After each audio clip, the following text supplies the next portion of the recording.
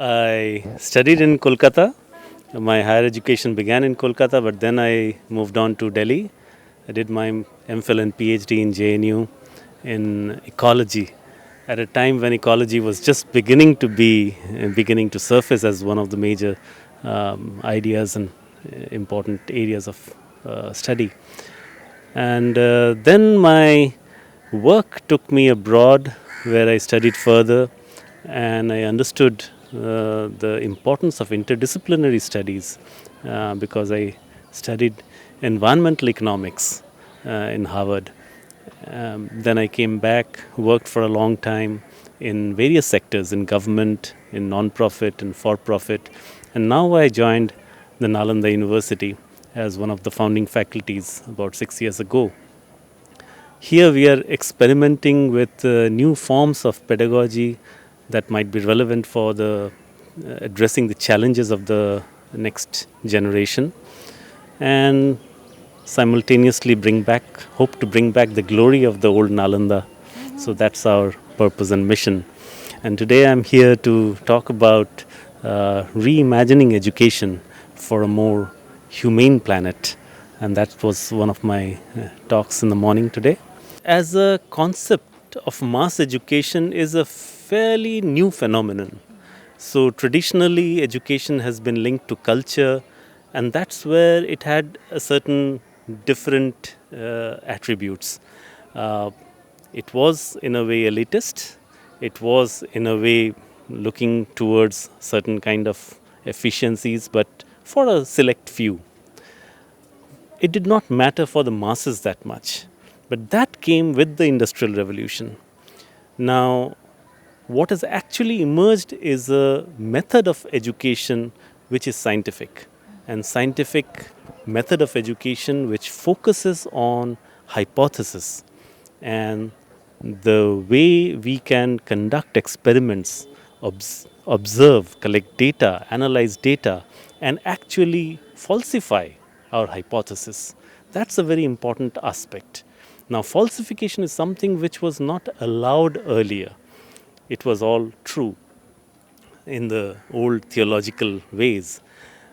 So, this is what has enabled the rapid leap of humankind to come up with the new kinds of inventions, discoveries, application of knowledge, which has enabled human beings to move forward from somewhere in the middle of the food chain to the top of the food chain in a very short period of time. Now, we have come thus far, and the future, we don't know.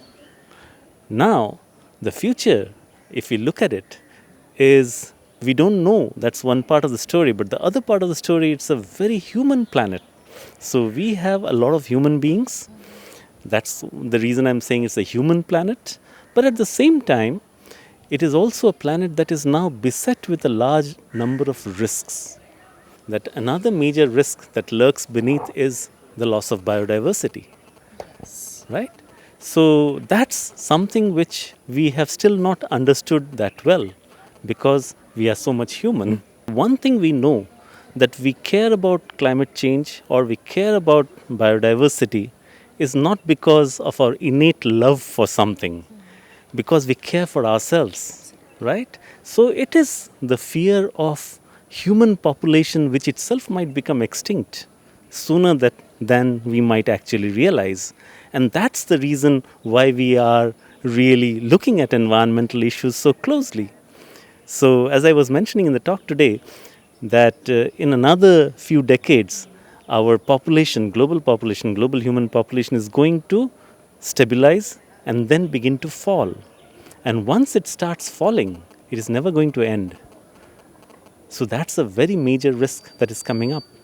And how are we going to prepare our children to think about that? People who have really grown up thinking about population as a problem, how can they begin to think that population can actually come to an end? Now that's the kind of risk that we are talking about. And therefore, we have to think of ways in which people are able to connect with other people, other minds, right?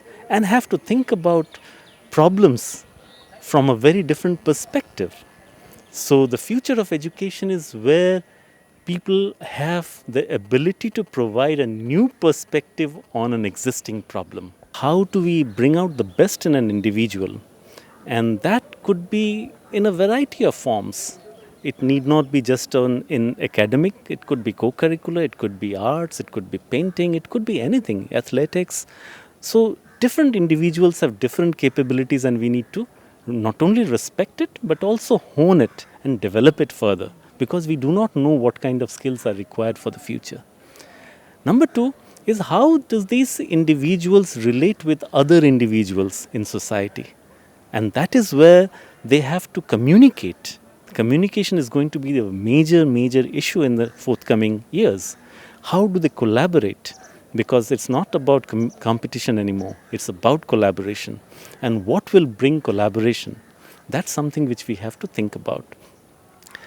Only then we would be in a position to create an individuals, create societies which are risk takers and which are problem solvers of the kind that we need, but we do not know what exactly the problems are. I stepped into this, I was completely flummoxed by the grandeur of this place. So this is something which is definitely a starting point. But as I started interacting with people around, with faculty, with students, I realized that this is also turning out to be a bridge between people in different parts of South Asia and maybe even beyond in Southeast Asia. So I think this is truly a university in that sense, where we dissolve boundaries and we allow free flows of ideas across minds from across borders. So fantastic. Fear is bad. So I think the best thing is to have the courage, and the courage to fail. That is the most important thing that a student should be taking away. So everybody will fail in something or the other, and but that also means that they also have the potential to excel in something or the other. Find it and move ahead.